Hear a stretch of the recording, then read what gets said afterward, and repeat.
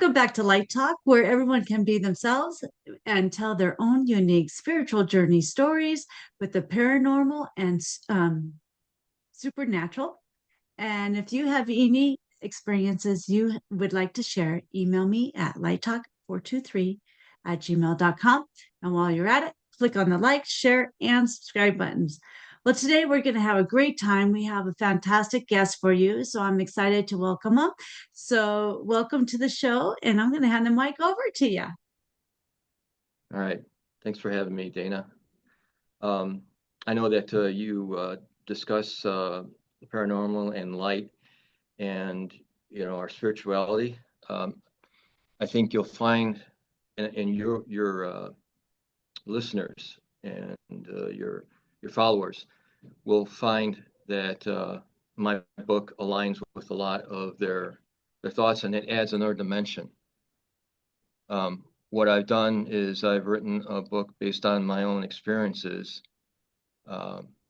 and I'm linking the extraterrestrial phenomenon to our spirituality. There's a direct link between those that we see in the sky and yet, do not contact us, and what happens to us in spiritual realm. So instead of explaining the book, I'm going to explain the concepts and what we see is a result of when we dropped the atomic bomb in Hiroshima and Nagasaki. It was like a fire alarm throughout the universe because they recognize that it's like we're children playing with matches. We don't understand the enormity and the complexity of the technology that we used, because only until now do we realize that the amount of energy that was expended and in that short amount of time actually fractured dimensions. So that's why it was so alarming to everyone in the universal community. And that's why we had a spike in that kind of activity after that. And ever since then, they've been monitoring us. All of the contacts that we've had in the military, for example, are around areas that we have either worked with nuclear technology or storing, nuclear weapons. So everyone wants disclosure, and you know what disclosure is, right? So yeah, the idea behind the disclosure paradox is that the result of disclosure will result in consequences that were not expected. That everyone feels that if we are able to have contact, that we would have an exchange of technology and things would be better, as far as like health technology and probably even energy science, things like that.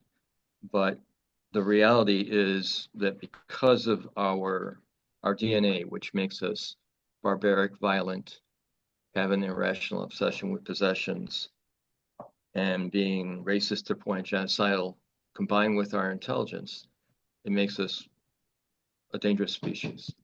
So the idea is that if we were to have disclosure, and the reason we are being what I call under a quarantine, I mean, they'll allow us to see them, but there won't be any official contact because contact would lead to technology transfer.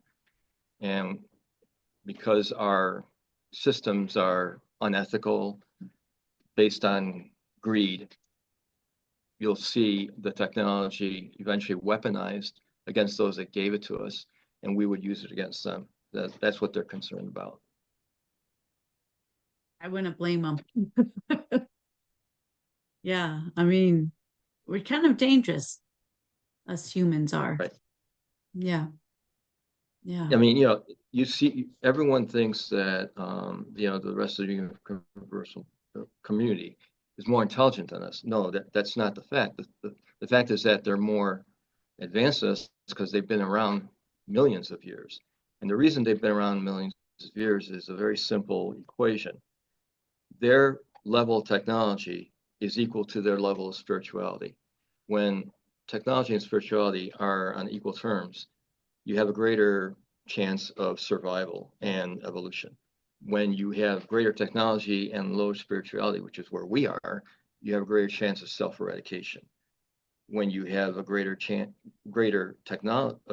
spirituality and lower technology, you have a greater chance of being assimilated. So very important to reach that balance. Yeah, which is the one of the points of the podcast is to raise the energy around Earth, Right. bringing it up. Yeah, yeah, So exactly. do you talk about meditation? We haven't had too many people talking about meditations, but yes, meditation is bringing us up. So yeah, we could talk about that. So meditation is a common theme in my novel.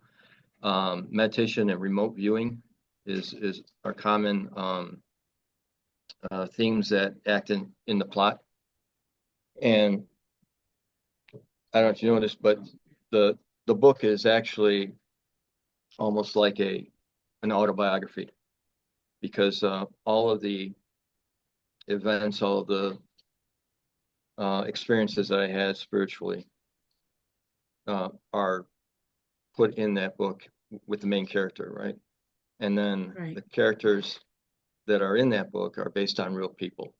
And then there are some events that are real, but then I also add some action sequences to give the book some interest, to add to the plot. And, of course, I kept the characters' names anonymous because I was protecting the identity of those people. But Exactly. getting back to meditation, there are two out-of-body meditations that I had that were profound, that led me to write the book. All right. Let's talk So, about that if you wouldn't all mind. right. So one was I was told by um, spiritual psychics.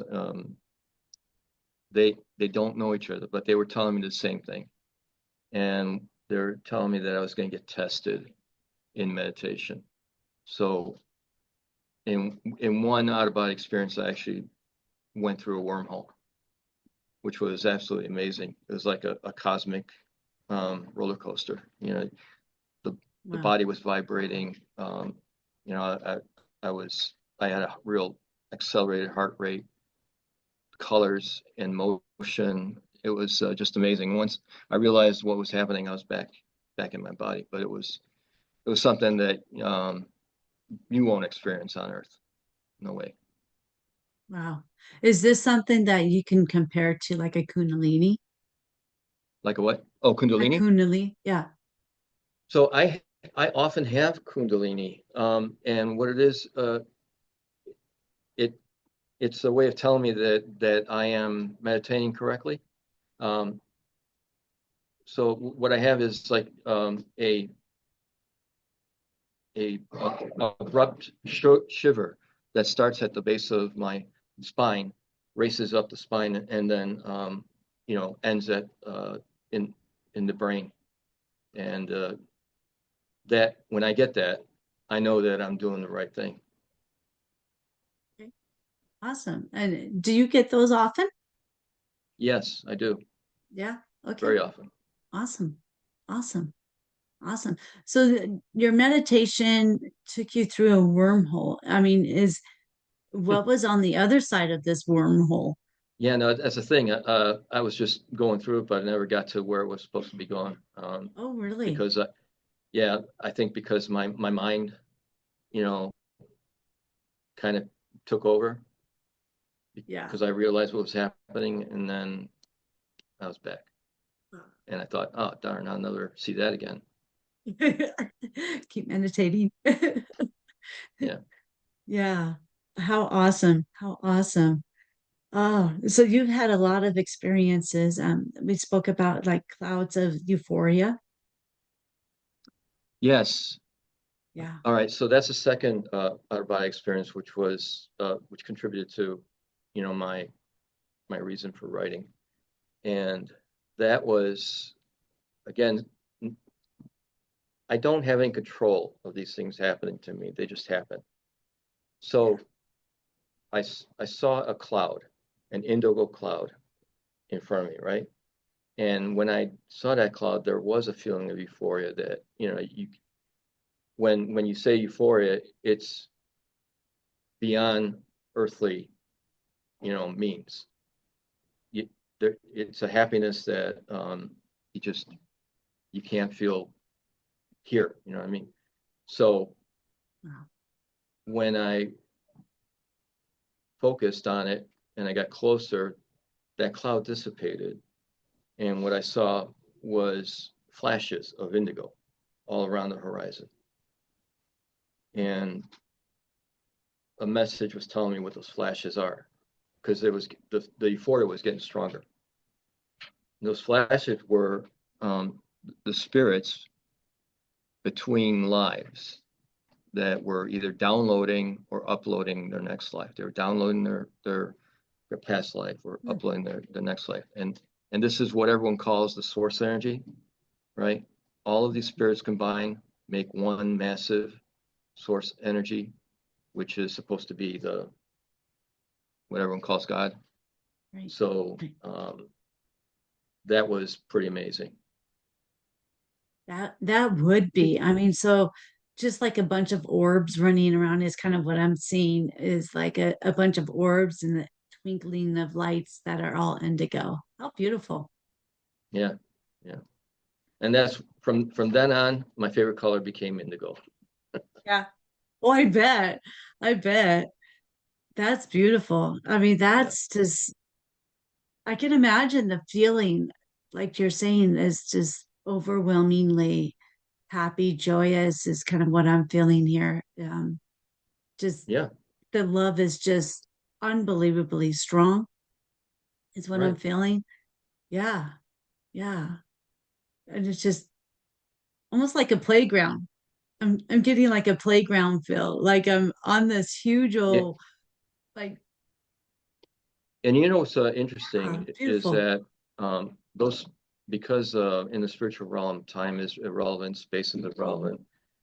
Um, Apparently, the length of Earth years that those spirits are there could be as much as like a half a millennium. And they're still just as happy as ever. Yeah, but they won't feel it. That's, Right. yeah, Right. Yeah. right. Oh, beautiful, beautiful. Ooh, the heart just melts when I think about that. It's just beautiful. Beautiful. Oh, so you had some time in the Air Force and you've gotten Yep. some experiences with stumbling across like different spaceships and things like that. Can you explain some of that?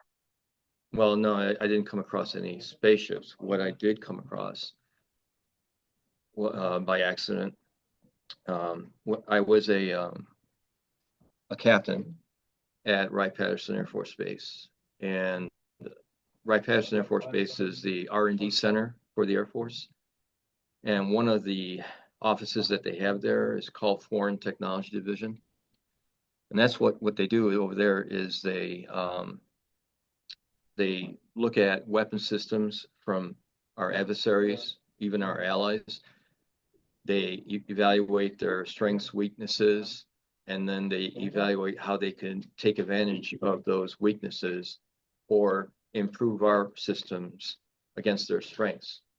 So that's what Foreign Technology Division is. And it was a windowless two-story warehouse where it was surrounded by motion detectors. And if you had a top secret clearance, you were still escorted around the facility. When you got into the facility, there were no numbers on the doors. There were no names on doors. There's no directory. Everything is white.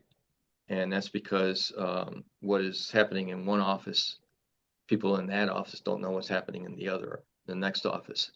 So my project as a construction manager was on the second floor.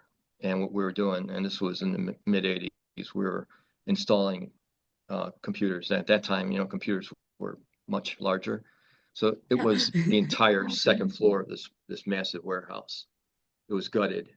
And I went and I was looking, part of my job is just to evaluate the construction documents and also the as-built drawings, which the as-built drawings are the drawings that represent the facility at the time the bid is out.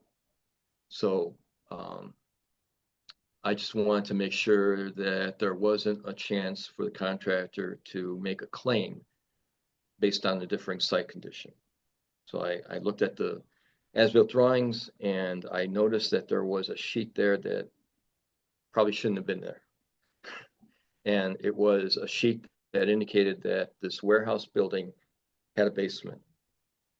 Now, normally you don't design a warehouse with a basement. That's just not economical. But this one did. I checked the outline and sure enough, it had a basement. I should have checked where the stairs were to this thing because then I would have had a better idea of where the access was. But even then, if I knew, I was escorted specifically to where I needed to work, and I was no way being given access to anywhere else.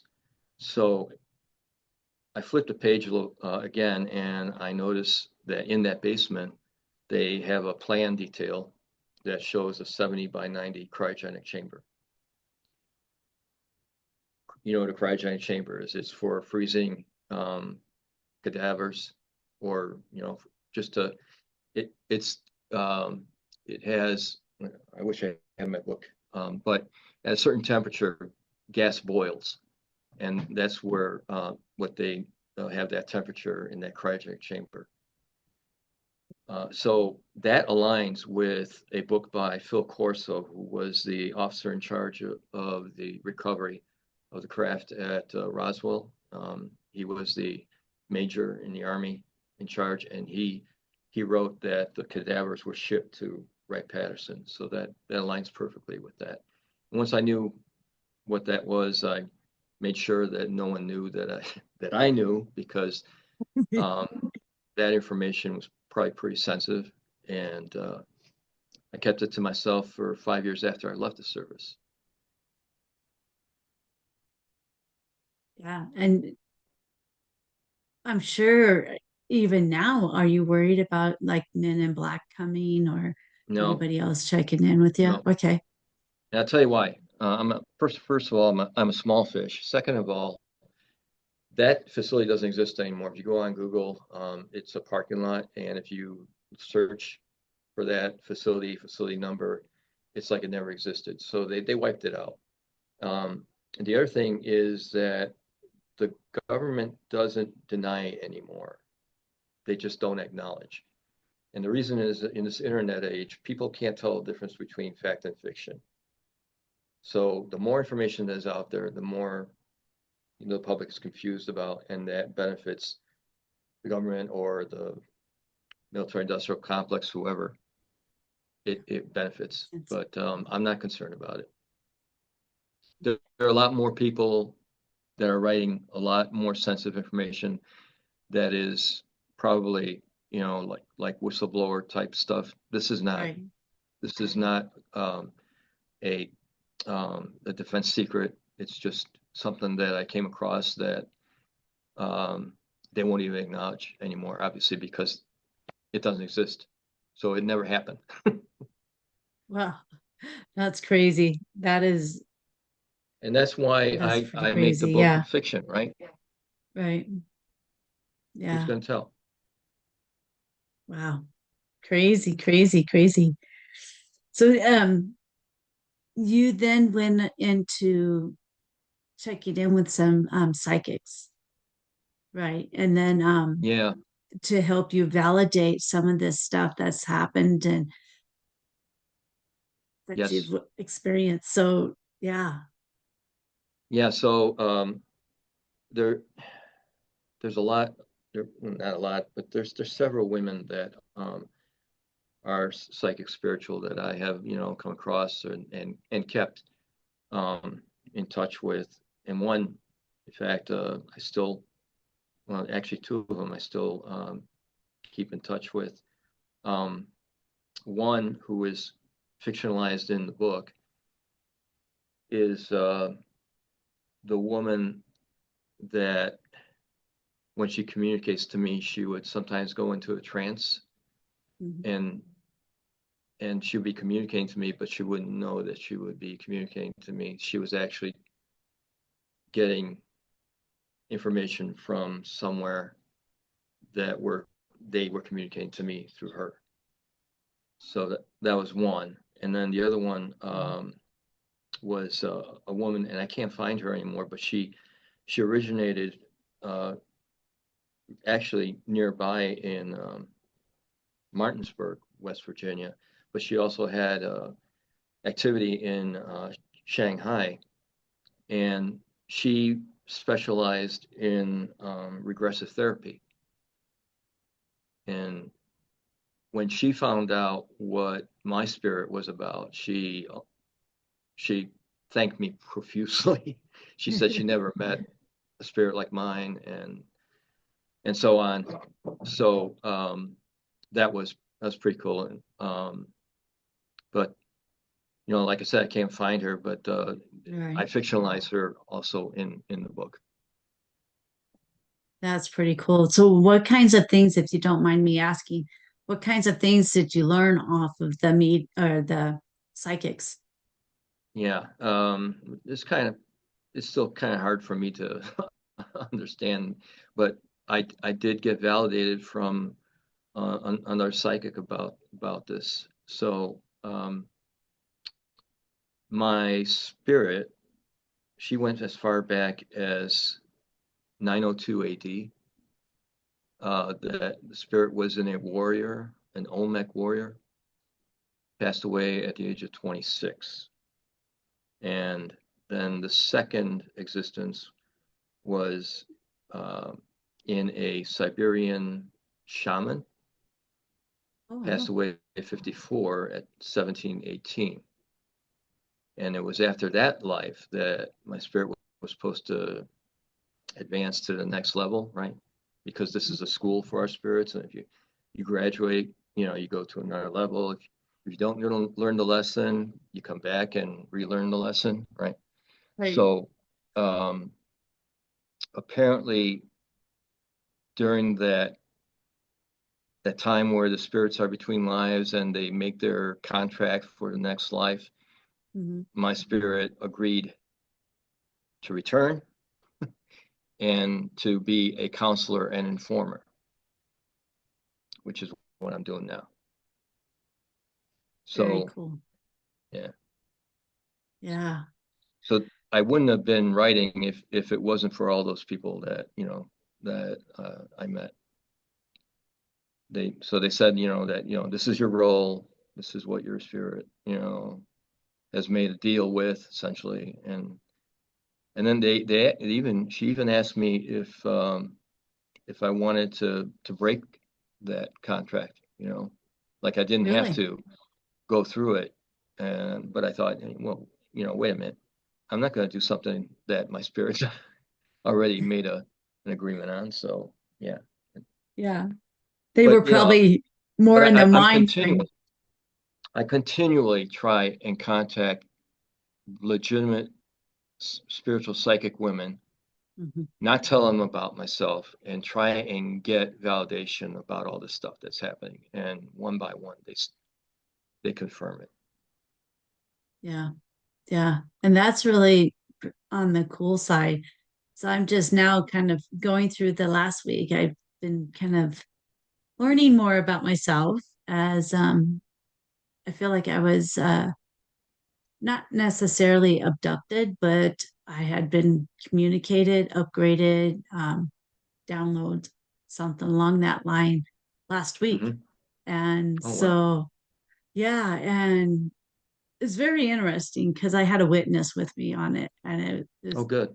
very interesting of what happened. But um, nothing crazy, but it's still okay. Now I'm feeling that I can have a connection to my star seeds now, and I'm finding out more relevance that okay, yeah, I this seed keeps coming back and keeps coming back, and so now I have more of a validation of who I am and everything. So Right. that's really cool, you know. Yeah, so you get Yeah. to know who you are. I forgot what she goes by. Uh, let's see, something medium. But she works for cold cases for the FBI and for other, people that have problems solving cases where there's a body or something like that. So, um, and she charges a lot of money. she's Yeah. but she's good at it. But Yeah. but we had like a 2 hour conversation while I was in DC doing some work, and you know, I was arranging for a reading from her, but she couldn't help herself tell me what she was reading already from me. And it was, I wasn't asking her questions. She was just opening up and telling me and validating for me. So um, she's really excited to know me, you know, Right. um, and I'm excited about the actual official reading when it happens, because it, I I'm a very pragmatic guy, and a lot of stuff was too fantastic for me to understand and to accept. So I needed to investigate before I committed to this because I did not want to write something that was misleading. So there you go. Now, in the preface, I don't know. Have you seen my website? I don't No. recall Okay. if I have gone. I see so many So in the people and website, stuff. So you can read about the characters, you can read excerpts, you can read about reviews from subject matter experts that I've gotten pre-publication, and the preface, which is just a one-page preface, and the preface itself kind of guides the plot. So there's two things that I write in there that guide the plot. It talks about destiny, fate, and the roles we play. And everyone has a role to play. If people started to meditate, they could actually learn about their roles instead of having an epiphany too late in life, kind of thing.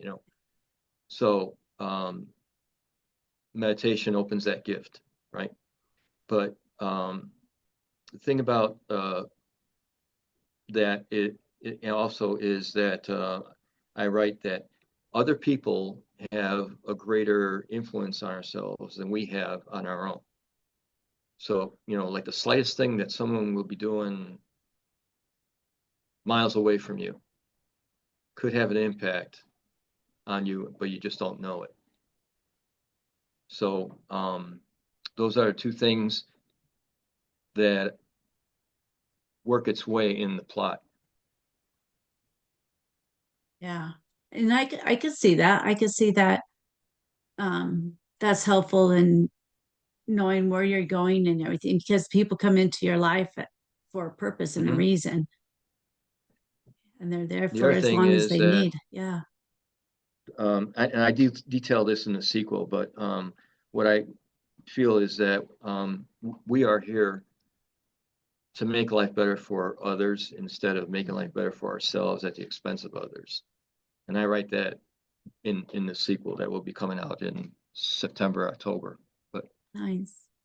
that I'm looking forward to that.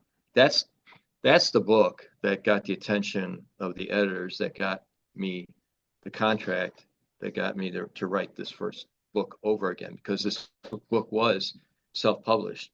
But when they found out that I had the series, then we actually improved the quality of the work, and so I We're going to be doing the same thing with the next two books. Awesome. Awesome. Well, congratulations on that. Thanks. Yeah. Yeah. Awesome. Awesome. Um, so yeah, so we have the website. We'll go ahead and get that put in on Yeah, your on it's the notes below. www.thedisclosureparadox.com, all one word. Yeah, we'll Yeah. get that in here. So perfect. Okay. Perfect. Awesome.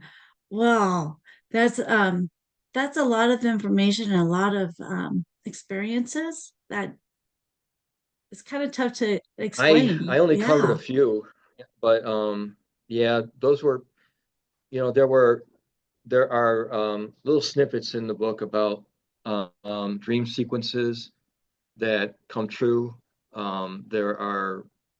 There is an entire chapter of meeting with a high-ranking military officer and getting information from him about his own spiritual experiences and detailing that, and then connecting mine with his. And then, in fact, that woman that did the regressive therapy, Uh-huh. she did regressive therapy on him, and she said that he was a warrior mate to me back in that Yes. previous age, which is pretty interesting. Yeah. And So, a lot of times I find that we do have multiple lives with different people in our lives, in our current yeah, lives. I think It's so. really interesting. Yeah. Yeah. Very cool. Very cool. Wow. I mean, would you like to tell some more stories of other things you've experienced? I Well, mean, we have a let's little see. time. All right, let me tell you about, I call him the divine warrior. Okay. Okay.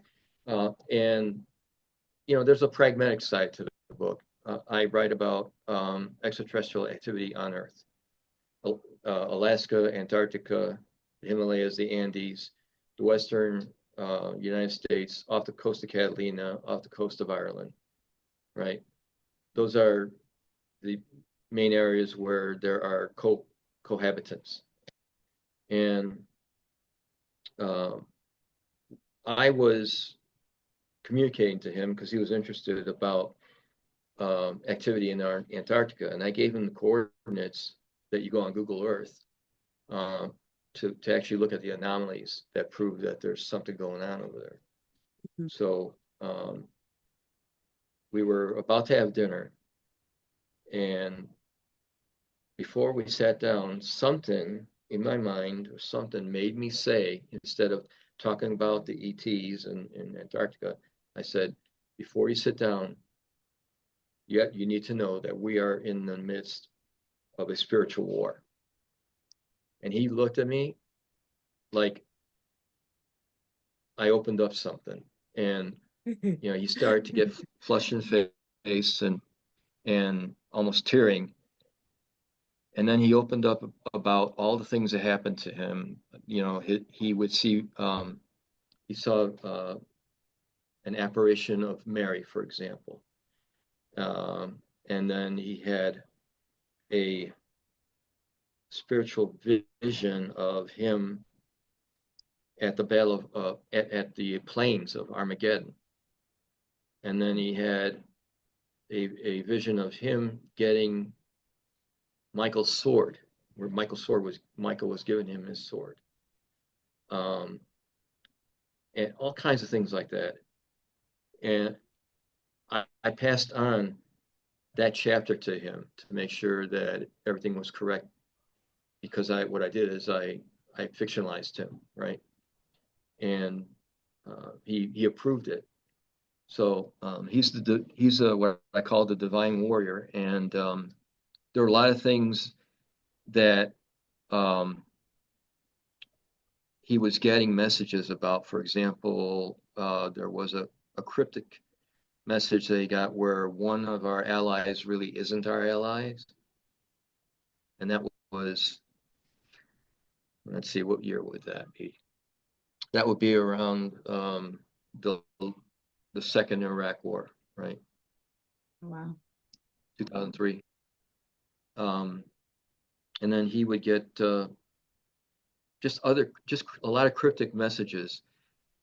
And he confided in me that he's kind of psychic spiritual, and his mother is kind of psychic spiritual. In fact, one time when he was laying in bed, the ceiling opened up and down came a demon trying Oh to my. suffocate him. And Yeah. they're both very, very religious. So what he said was, "In Jesus' name, I command you to leave." And Mm-hmm. demon went. So I told him that it wasn't a demon. It was called an archon. Have you heard that term, archon? No, I haven't They're heard they're that one. interdimensional. They're interdimensionals that they're kind of like emotional vampires. They feed off of our pain, Um, suffering, and everything that is negative energies, porn. I mean, all kinds of stuff that contributes to the devolution of or the corruption of our spirituality. They mhm. promote that. It's like a drug to them, and the more that they have it, the more they want it. So anyway, that's what I told him Wow. uh, he had. So yeah, he's an interesting guy, and um, he's kind of a keeping to himself right now. He's very concerned. Doesn't want anyone to know who he is, obviously, and he's still very concerned that a lot of the visions that he got may come true. Yeah. Yeah. Earth-wise or human-wise, or No, well, like can you say that? regarding like this vision that he had about Armageddon. I mean, we were Okay. fighting creatures that were not of this earth. Okay. Wow. Wow. Yeah. Does he have a time frame that he's looking at with this? Well, all right. So Or is that, he's a general now. wow, there we go. So yeah. So he uh, he saw himself grayer, Okay. obviously, and he recognized that he was older. So that vision is kind of in line with reality so far, right? But I told him what other psychic women told me is just because there is a prophecy doesn't necessarily mean it'll come true. We still have free will. We still have Yeah. the ability to influence our own destiny, and people don't understand that. So Yeah. I told him just hold on to that. Don't be so pessimistic. Maybe things could change. Yeah. Yeah. We can always change it. Just got to figure out how, which direction we need to do. Yeah. Yeah. Yeah. Awesome. Wow. Any other fun stories you can tell? Let me think. There is a woman who I fictionalized that I did not get permission to use her stories, but um, that's because she's autistic. She's an autistic Mhm. savant, Mhm. and she paints and she draws and she makes diagrams and she does technical diagrams of the insides of craft.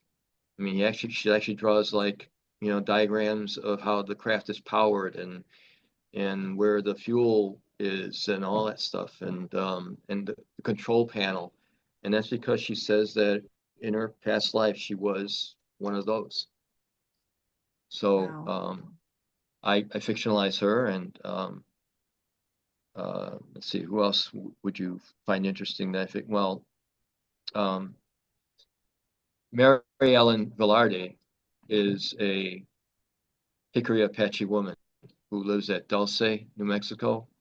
It's an Indian Okay. reservation, and she's the one that convinces the main character to accompany her to Dulce because he talks about it in his presentations, but he gets heckled. because he never visited. So, they go. And she is a Reiki master. So there's a lot of things that happen in the book that depends on her abilities. And she also has a telepathic connection with a race called the Arcturians. So they're kind of like a militant arm of the universal community, but they cannot physically do anything that affects us. They do things through others. So she is like Wow. working from them. Yeah. So I Wow. have that. You know what psychokinetics is, right? Yes. Okay. So Yes. there's a woman that I characterize in this book, and I also characterize in the prequel, and the prequel is all about her. Um, and she's a psychokinetic, and it's because of her. She uses her abilities, kind of, she can recognize energy waves and repel them, kind of like where sonar recognizes things in the water, she can recognize energy waves. And she's able to use her energy manipulation Yeah. to cause destruction on that on a underground laboratory. Oh, That was, wow. yeah. Wow. So that's pretty much as far as like the psychic stuff. The rest of the stuff is spiritual stuff. The rest is I have a Iraq War veteran with PTSD who leads the group, and he's a former Ranger, so he's pretty knowledgeable about things. He tells stories about being in Afghanistan and Iraq. I kind of ground the reader that way because we talk about mercenaries, and I compare the mercenaries to him, and from other people that I know for real who were in Afghanistan and Iraq and have these stories. I use those stories for his character. So Wow. there's that going on, and that's pretty much it. And then of course, everything culminates in Mount Shasta, and you know about Okay. Mount Shasta, right? It's very Yes. spiritual. The Mm-hmm. Lemurians, yeah. Yeah. Got a So lot of that's where, activity there. yeah. So that's where three of the characters get abducted, and then they are put into a trial. Oh boy. Yeah. Yeah. Well, we'll have to all get that book and check into what's going on there because Well, check it's out the very website. intriguing. Okay. Yeah, you could check out the website. You don't, they'll let you,